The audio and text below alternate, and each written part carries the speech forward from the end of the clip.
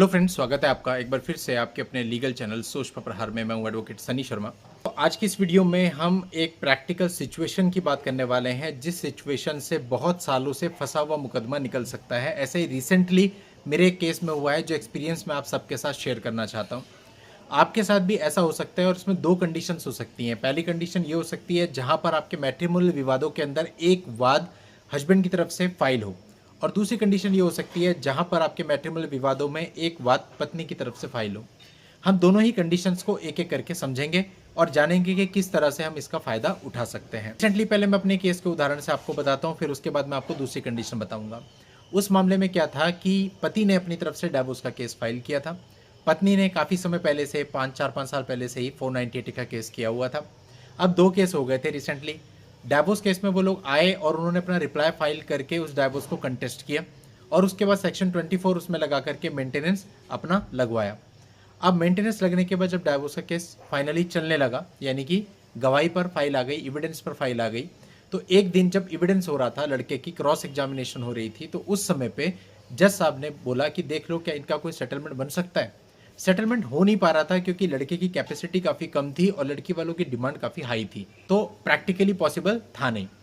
अब काफ़ी समय चूंकि लड़की वालों को भी कोर्ट में आते आते हो चुका था 7-8 साल, क्योंकि 498 उनका भी काफ़ी पहले से चल रहा था, तो कहीं ना कहीं उनके मन में भी ये था कि कुछ मिल तो रहा नहीं है, और जो मेंटेनेंस भी था वो अमाउंट भी बहुत ना के बराबर लगी हुई थी। अब ऐसे सिनेरियो में जब वो क्रॉस एग्जामिनेशन हो रहा था, तो हमने कोर्ट को रिक्वेस्ट करी कि सर ये मामला अननेसेसरी चल रहा है, बिकॉज लड़के ने अपनी तरफ से डाइवोर्स केस फाइल किया है, वो डाइवोर्स मांग रहा है। लड़की से आप सर पूछें वो क्या चाहती है, तो कोर्ट ने लड़की से पूछा आप क्या चाहती हो, आपको साथ भेज दें, खत्म कर दें इस केस को। लड़की ने बहुत ही आक्रामक तरीके से जवाब दिया कि वो साथ में नहीं रहना चाहती है। तो कोर्ट ने एकदम से लड़की को डांट दिया कि अगर लड़का डाइवोर्स मांग रहा है और आप भी साथ नहीं रहना चाहती हो, तो पिछले 3 साल से आप इस केस को कंटेस्ट क्यों कर रही हो, क्यों आप कोर्ट का टाइम वेस्ट कर रही हो। और लड़की को ऑर्डर किया कि इसको निपटाओ, जब तुम्हें भी साथ ही नहीं रहना और उसको भी साथ नहीं रहना, तो इस बर्डन को कोर्ट के ऊपर क्यों डाला हुआ है। ऐसे केस में बात आ जाती है एलिमनी की, कि डाइवोर्स केस चूंकि चल रहा था तो उसमें एलिमनी फिक्स होना था। कितना एलिमनी फिक्स किया जाए, अब डेफिनेटली आपको पता है यहाँ पे दोनों पक्षकार कभी भी जो है एक जैसे नहीं रहते। कोर्ट ने पहले लड़के पक्ष से पूछा कि आप क्या दे सकते हो। लड़के ने अपनी सिचुएशन बताई, मतलब लड़के की तरफ से सिचुएशन बताई गई कि भैया उसके पास काम नहीं है और वो मेडिकली अनफिट है। ऐसी सिचुएशंस में वो ज़्यादा से ज़्यादा 2.5 से 3 लाख रुपए ही दे सकता है, इससे ऊपर नहीं दे सकता। लड़की वालों से जब पूछा गया तो उन्होंने बोल दिया 7 लाख रुपए। हालांकि जब मामले शुरू हुए थे उस समय पे उनकी डिमांड भी बहुत ज़्यादा थी, 50 लाख 60 लाख।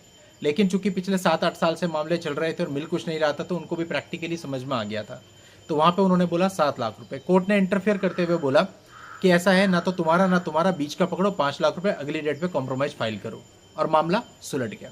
अब देखिए ये जो डाइवोर्स का केस था, अगर ये प्रॉपर भी चलता, देखिए आप लड़के के ही एविडेंस चल रहे थे, फिर लड़की के एविडेंस आते, आर्ग्यूमेंट होते, फाइनल होता, हो सकता है इसमें 3 साल और लग जाते या 2 साल और लग जाते। एंड में क्या होता, एंड में आपको डाइवोर्स ही तो मिलता, और फिर भी लड़के के ऊपर कुछ ना कुछ एलिमनी इंपोज की जाती।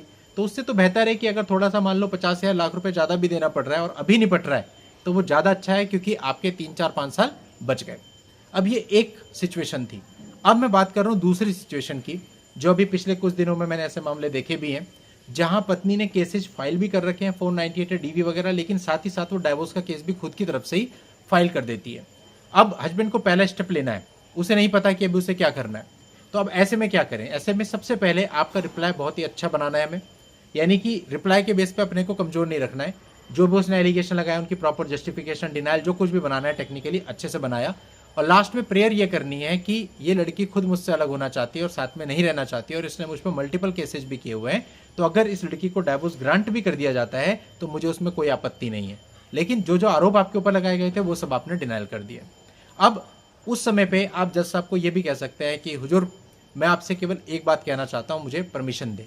तो कोर्ट कभी आपको मना नहीं करेगी कि आप मत बोलिए, आपको इतनी परमिशन बहुत इजीली मिल जाती है। तो आप ये कहिए कि सर हमारा जो है मामला ऐसा है कि ना तो मैं साथ रहना चाहता हूँ ना ये साथ रहना चाहती है, इसने डाइवोर्स का केस फाइल किया, मैं वैसे ही कह रहा हूँ कि मैं डाइवोर्स देने को रेडी हूँ, तो इस मामले को चलाने का कोई मीनिंग नहीं है, मैंने इन्हें काफ़ी समझाया, बाकी कोर्ट देख ले। तो ऐसे मामलों में अधिकतर कोर्ट लड़की से पूछता है कि भाई तुम क्या चाहते हो। लड़की वाले कहते हैं कि भाई हमें तो डाइवोर्स है, इसने डाइवोर्स फाइल किया हुआ है, और लड़का भी डाइवोर्स ही कह रहा है मुझे साथ नहीं रहना, तो भैया केस क्यों चलाया जाए 4-5 साल। तो ऐसे में कई बार कोर्ट इंटरफेयर करके थोड़ा सा स्ट्रिक्ट होकर दोनों पार्टीज का वहीं पर कॉम्प्रोमाइज करा देता है और स्ट्रिक्टली उनको कह देता है कि अपना केस वापस लो और एक म्यूचुअल डाइवोर्स फाइल करो। और ऐसे में कई बार होता है कि कोर्ट एक अमाउंट भी वहीं पे वर्बली फिक्स कर देता है कि भैया इतना करो और खत्म करो। तो ऐसे में जो सालों मामले चलते हैं, क्योंकि वहां पर ईगो होता है, और ईगो एक ऐसी चीज है कि 10-10 हज़ार रुपए के लिए आपस में लड़वाता है। यानी कहने का मतलब लड़की ने 10 हज़ार रुपए ज्यादा बता रखे, लड़का 10 हज़ार रुपए कम बता रहे, लेकिन वो 10 हज़ार रुपए अपने ईगो की वजह से कम नहीं होते। बहुत बार ऐसा होता है। और वहां पे कोर्ट क्या करता है, 50 हज़ार ऊपर भी कर देता है, 50 हज़ार नीचे भी कर देता है, कुछ भी कर देता है, एक डंडी मारी, केस खत्म। तो ऐसे में क्या होता है कि आपके सालों कई बार बच जाते हैं। और अगर इस तरह से केस खत्म होता है और म्यूचुअल फाइल होता है, तो उसके अलावा जो आपके बाकी के केसेज भी होते हैं, डीवी है, 498 है, 125 है, वो सब भी खत्म हो जाते हैं। और अगर आप डाइवोर्स को कंटेस्ट करने बैठोगे तो 4-5 साल तो पहले आपके लोअर कोर्ट में चले जाएंगे, मेंटेनेंस अलग से बन जाएगा, लिटिगेशन एक्सपेंस है अलग से देना पड़ जाएगा, और उसके बाद केवल डाइवोर्स मिलेगा और एलिमनी भी देनी पड़ सकती है। लेकिन जो बाकी के केसेज है, 498 है, 125 डीवी, वो सब वैसे चलते रहेंगे। समझना है कि समझदारी किस में है। तो अगर आपके केस में ऐसा है कि लड़की ने अपनी तरफ से डाइवोर्स केस फाइल किया हुआ है, तो जो मैंने आपको तरीका बताया बहुत ही प्रैक्टिकल तरीका है, लीगल तरीका है, आप इजीली फॉलो कर सकते हो। इसमें आपको कुछ भी करने की आवश्यकता नहीं है। तो दोस्तों, इससे आपको बहुत बड़ा रिलीफ मिल सकता है। तो उम्मीद करता हूँ जो मैंने आपको वीडियो में बताया उसको आप पॉजिटिवली लेंगे, चीज़ों को समझ गए होंगे और आगे फॉलो करके अपने मामलों से बाहर आएंगे। तो दोस्तों, आज की इस वीडियो में इतना ही। नेक्स्ट वीडियो में नई जानकारी के साथ मैं आपसे फिर मिलता हूँ। तब तक के लिए good bye and thank you for watching. Take care.